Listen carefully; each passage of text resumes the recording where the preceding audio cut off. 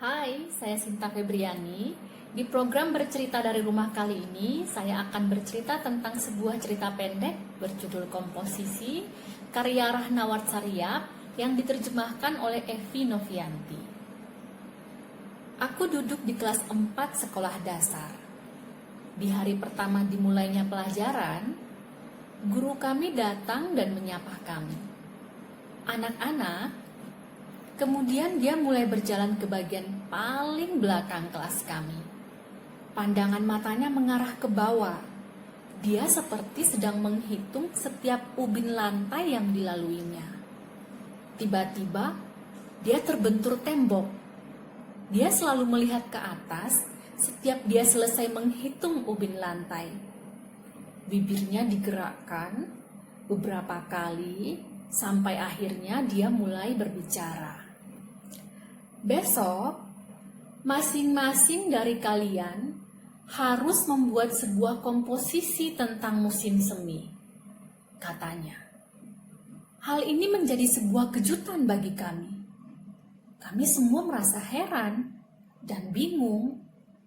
Sementara di telinga kami terngiang sebuah komposisi tentang musim semi. Guru kami pasti sudah bisa merasakan semua kebingungan kami. Karenanya, dia kemudian mulai menjelaskan apa sebetulnya yang harus kami kerjakan. Begini, maksud saya, seperti kalian tahu, komposisi tentang musim semi. Tulislah sebuah karangan tentang musim semi. Itu saja. Sebagai contoh, sebutkan saja apa yang dikerjakan orang-orang atau dilakukan hewan-hewan pada musim semi. Guruku itu mengira semua penjelasannya berguna bagi kami. Sebuah komposisi tentang musim semi. Kami benar-benar tidak mengerti. Dalam perjalanan pulang, yang kupikirkan tak lain hanyalah soal komposisi yang harus kami tulis itu. Ketika aku sampai rumah, aku bertanya pada ibuku, "Ibu, apa itu komposisi?" Komposisi?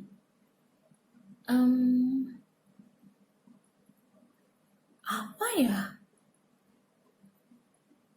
Ibu juga tidak tahu apa itu komposisi. Kamu mempelajarinya hari ini?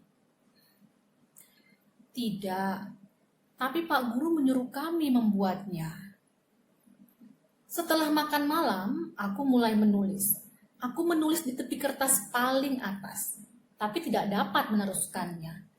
Aku sama sekali tidak tahu apa yang harus kutulis. Aku terus berpikir dan berpikir, tapi tak ada satupun gagasan yang singgah di kepalaku. Akhirnya aku berdiri di depan jendela dan memandangi halaman luar. Kulihat burung gereja bercanda di ranting-ranting pohon halaman rumahku. Di mataku, mereka tampak kuning, begitu mencolok di antara hijau dedaunan. Sementara di sudut halaman, ayam-ayam kami tengah asik mengorek-ngorek tanah.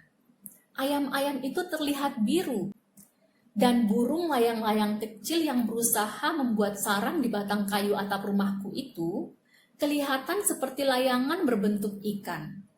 Kemudian, kulihat kucingku yang selalu membenci matahari sedang berlindung di balik bayangan dinding. Dia tampak hijau. Aku kembali memandangi kertas tugasku itu, tapi tak ada satupun yang bisa kutulis. Merasa sangat sedih dan tertekan, aku keluar dari rumah dan duduk di sisi tembok gang. Aku terus berpikir. Walaupun aku berusaha keras untuk berpikir, tetapi pertanyaannya tetap sama. Komposisi tentang musim semi. Hanya itulah yang menyangkut di otakku. Selagi berpikir, aku melihat tetanggaku keluar dari rumahnya. Seorang lelaki berbadan kurus dan jangkung. Ayahku pernah bercerita bahwa dia seorang penyair. Setelah melihatku, dia menghampiri. "Kamu kelihatan sedih. Kenapa?" "Pak Guru menyuruh kami menulis sebuah komposisi tentang musim semi," jawabku pelan. "Tapi kamu tidak bisa, begitu?" tanyanya lagi. "Ya," sahutku dengan nada muram. Tetanggaku itu tertawa. Kemudian dia memegang tanganku. Dia menatap ke langit dan dengan jarinya dia menggambar setengah lingkaran yang besar di udara. "Lihatlah sekelilingmu. Apa saja yang kamu lihat, tulislah di atas kertasmu. Itu adalah sebuah komposisi tentang musim semi," katanya. Tiba-tiba semuanya terasa jelas di benakku. "Aku paham sekarang," kataku riang. Kemudian segera aku lari kembali ke rumah. Kuhampiri jendela. Semuanya terlihat seperti sebelumnya. Ibuku sedang duduk di bawah pohon. Dia mencuci beras yang akan dimasak nanti. Aku mengambil penaku dan menuliskan judul Komposisi Musim Semi. Kemudian aku mulai menulis di bawahnya. Pada musim semi, burung gereja kuning bercanda di pepohonan. Ayam biru mengorek-ngorek tanah. Burung layang-layang kecil yang mirip layangan berbentuk ikan sedang membuat sarang. Kucing hijau yang benci matahari, jadi dia tidur di bawah bayangan dinding. Ibuku duduk di bawah pohon dan mencuci beras. Di musim semi, langit cerah sekali. Lebah-lebah berterbangan dan anak-anak sekolah menulis komposisi tentang musim semi. Aku tidak dapat meneruskannya lagi, tapi aku merasa senang karena akhirnya aku bisa menyelesaikan tugasku.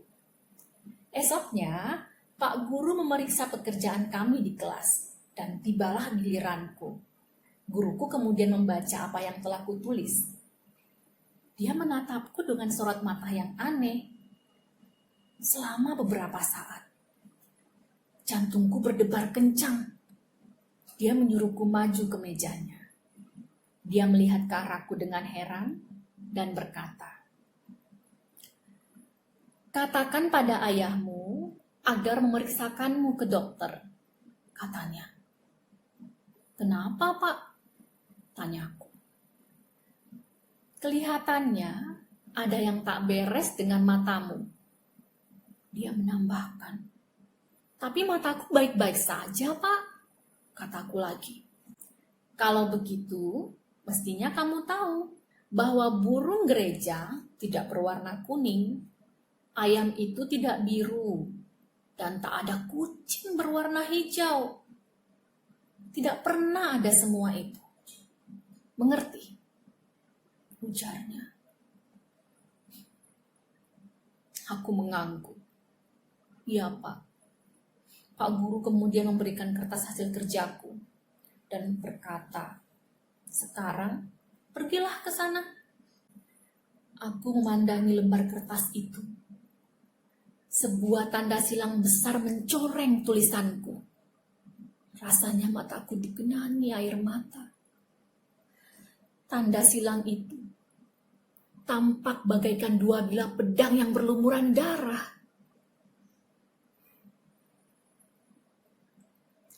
Demikian tadi cerita pendek komposisi.